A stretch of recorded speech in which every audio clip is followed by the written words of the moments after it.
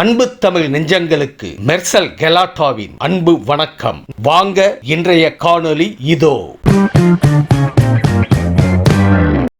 மாண்புமிகு பேரவைத் தலைவர் அவர்களுக்கும், மாண்புமிகு முதலமைச்சர் அவர்களுக்கும், மாண்புமிகு சட்டமன்ற உறுப்பினர்கள் அனைவருக்கும் வணக்கத்தை தெரிவித்துக் கொண்டு, இந்த மேகேதாட்டு அணை கட்டக்கூடாது என்ற இந்த தீர்மானத்தில் பேச வாய்ப்பளித்ததற்கு நன்றியை தெரிவித்துக் கொள்கின்றேன். வருஷத்துக்கு 750 டிஎம்சி தண்ணீர் காவிரியில் வருகிறது என்பதுதான் ஒரு கணக்கு. அதில் கர்நாடகாவுக்கு 285 டிஎம்சி தான் அவங்களுக்கு உரிமை. தமிழ்நாட்டுக்கு 404 டிஎம்சிக்கு மேலே உரிமை இருக்கிறது. ஆனால் அது குறைஞ்சி பேச்சுவார்த்தையின் மூலமாக இன்னைக்கு 175.25 டிஎம்சி, பாண்டிச்சேரிக்கு 7 டிஎம்சி, கேரளாவுக்கு 30 டிஎம்சி. ஆனால் இந்த 175.25 டிஎம்சியை ஒரு மாதமும் ஒரு டைம் டேபிள் போட்டு அவங்க கர்நாடக அரசு நமக்கு தந்திருக்கணும். இது வரைக்கும் வரலாற்றிலேயே கிடையாது. அப்படி டைம் டேபிள் போட்டு இந்த மாதம் ஒரு 12 டிஎம்சி, அடுத்த மாதம் 32 டிஎம்சி தந்ததே கிடையாது. நமக்கு ஜூன் மாசம் 9.18 டிஎம்சி தண்ணீரை கர்நாடக அரசு நமக்கு திறந்து விட்டிருக்க வேண்டும். ஆனால் கடந்த ஜூன் மாதம், அதாவது இந்த 2026 2 மாசத்துக்கு முன்னாடி அவங்க திறந்து விட்ட தண்ணீருடைய அளவு 2 டிஎம்சி தான். ஜூலை மாசம் 31.24 டிஎம்சி தண்ணீர் திறந்து விட்டிருக்க வேண்டும். 1 டிஎம்சிக்கும் குறைவான தண்ணி தான் திறந்து விட்டுருக்காங்க. அப்படின்னா அந்த சட்டத்தையோ தார்மீக நடவடிக்கையோ காவிரி ஆணையத்துடைய தீர்ப்பையோ உச்ச நீதிமன்ற தீர்ப்பை எதையுமே கர்நாடக அரசு மதிக்கவே இல்லை. இதுவரைக்கும் அவங்க திறந்து விட்டதே இல்லை. நமக்கு அதனாலதான் குறுவை சாகுபடிக்கு பாதிப்பு ஏற்பட்டிருக்கு. குறுவை சாகுபடி பண்ண முடியல, அதனாலதான் விவசாயிகள் பாதிச்சிருக்கிறாங்க. இது எப்படி பார்க்கணும்னா, நமக்கு வர வேண்டிய தண்ணிய அவங்க கொடுக்கல. ஆனா எப்படி இந்த ஆடிப்பெருக்குல தண்ணி வந்தது? ஆடி 18 வந்து போச்சு. ஞாயிற்றுக்கிழமை எல்லாரும், திங்கக்கிழமை எல்லாம் சேலம், தருமபுரி மாவட்டங்கள் ஆடிப்பெருக்கு விழாவை கொண்டாடி இருக்காங்க. இந்த காவிரி தண்ணி எங்க வந்ததுன்னு யோசிக்கலாம். ஆனா அது காவிரி தண்ணி கர்நாடக அரசு நமக்காக கொடுத்த தண்ணி கிடையாது.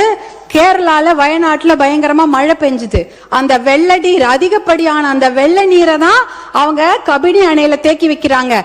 அந்த தண்ணி கபினி டேம் ஃபில் ஆயிடுச்சு. ஃபில் ஆனதுனால வேற வழி இல்லாம தான் தண்ணி, உபரி நீர், வெள்ள நீர் தான் நமக்கு திறந்து விட்டுருக்காங்க. ஹாரங்கியில இருக்கிறதோ, ஹேமாவதியில இருக்கிறதோ, கேஆர்எஸ்ல இருக்கிற கிருஷ்ணராஜசாகர் டேம் தண்ணி அவங்க திறந்து விடல.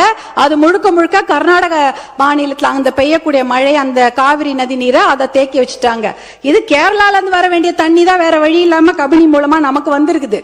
அதனால அவங்க மனசு சட்டப்படி திறந்து வைக்கல, ஆணையத்தோட தீர்ப்பு படி திறந்து வைக்கல. அவங்க தண்ணி அதிகமான வெள்ள நீர் அவங்க ஊர்ல வந்துடக்கூடாதுன்னு தான் திறந்து வச்சிருக்கிறாங்க. இன்றைக்கு நம்மளுடைய சட்டமன்றத்துல ராஜ்யசபா, அதாவது பாராளுமன்றம் நடந்து கொண்டிருக்கிறது. பாராளுமன்றம் நடந்து கொண்டிருக்கும் போது முக்கியமான 10 கேள்விகளை மருத்துவர் அன்புமணி ராமதாஸ் அவர்கள் ராஜ்யசபால கேட்டிருக்கிறாரு. அந்த ஒரு கேள்விக்கு தான் அமைச்சர் பதில் சொல்லி இருக்கிறாங்க. முதல் மடை மாநிலம் கடைமடை மாநிலத்துக்கிடம் அனுமதி கேட்கணுமா, கேட்க கூடாதா, இல்ல கேட்டுட்டு இவங்க இந்த மேகேதாட்டு டேம் கட்டுறாங்களான்னு ஒரு கேள்வி எழுப்பி இருக்கிறாங்க. அப்பொழுதுதான் நாங்க அமைச்சர் பதில் சொல்லி இருக்கிறாரு. முதல் மடை மாநிலங்கள், அதாவது கடைமடை மாநிலங்களான தமிழ்நாடு போல மாநிலங்கள் கிட்ட முதல் மடை மாநிலங்கள் அனுமதி கோர தேவையில்லை என்ற ஒரு தகவலை டெல்லியில அந்த அமைச்சர் சொல்லி இருக்கிறாங்க. இந்த கேள்வியை கேட்டதே மருத்துவர் அன்புமணி அவர்கள் தான் ராஜ்யசபால. அடுத்த கேள்விக்கு அடுத்த நாள் இன்னொரு அமைச்சர் பதில் சொல்றாங்க. அந்த கேள்வி என்னன்னா, detail project report for Mekedatu dam, அதற்கு உச்ச நீதிமன்றமோ இல்ல பாராளுமன்றம் அனுமதி கொடுத்திருக்குதா, நீர்வளத்துறை அமைச்சர்கள் அனுமதி கொடுத்திருக்கிறார்களா என்ற கேள்வியை மருத்துவர் அன்புமணி ராமதாஸ் அவர்கள் எழுப்புகிறார்கள். அந்த கேள்விக்கு தான் நீர்வளத்துறை அமைச்சர், மத்திய அரசு நீர்வளத்துறை இணையமைச்சர் பதில் சொல்லியிருக்கிறாரு. அப்படிப்பட்ட விரிவான தகவல் அறிக்கை டிபிஆருக்கு எந்த அனுமதியும் பாராளுமன்றம் தரவில்லை, அமைச்சகம் தரவில்லை என்ற பதிலை சொல்லியிருக்கிறாங்க. இந்த கேள்விகளை கேட்டு பதிலை பெற்றதே மருத்துவர் அன்புமணி அவர்கள் தான்.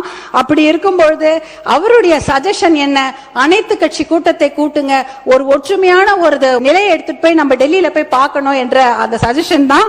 இன்னும் ஒரு முக்கியமான விஷயம், சட்ட முன்னெடுப்புகளை நாம கண்டிப்பாக செய்ய வேண்டும் மாண்புமிகு பேரவைத் தலைவர் அவர்களே. ஏனென்றால் மேகேதாட்டு டேம் எங்க கட்ட போறாங்க தெரியுங்களா? நம்ம தமிழ்நாடுல இருந்து 4 கிலோமீட்டர் தூரம். இந்த பிச்ச டேம்லாம் எங்கேயோ தள்ளி 200 கிலோமீட்டர் 300 கிலோமீட்டர் தூரத்துல இருக்குது. கர்நாடக அரசு proposed site for construction of Meketatu Dam is just 4 kilometers away from our state Tamil Nadu. 4 kilometre Krishnagiri Dharmapuri பார்டர்லயே 4 கிலோமீட்டர் கட்டுறாங்க. எதுக்கு கட்ட போறாங்க? ஒரு சொட்டு தண்ணி கூட தமிழ்நாட்டுக்கு வரக்கூடாது. வரக்கூடிய அத்தனை தண்ணியும் எல்லா டேம்லயும் சேர்த்து வச்சுட்டு மேகேதாட்டுல 70 TMC தண்ணியை புடிச்சு வச்சுக்கிட்டு ஒரு சொட்டு நீர் கூட தமிழ்நாட்டுக்கு வரக்கூடாது என்பதற்காக தான் தமிழ்நாட்டுக்கு மிக அருகில் டேம் கட்டுறாங்க. அந்த மேகேதாட்டு டேம் கட்டினாங்கன்னா 3 வனவிலங்கு சரணாலயங்கள் அந்த டேம் கீழே போயிடும். 12,500 ஏக்கர் காடுகள் அழிந்துவிடும். புலிகள் சாங்சுவரி இருக்கு.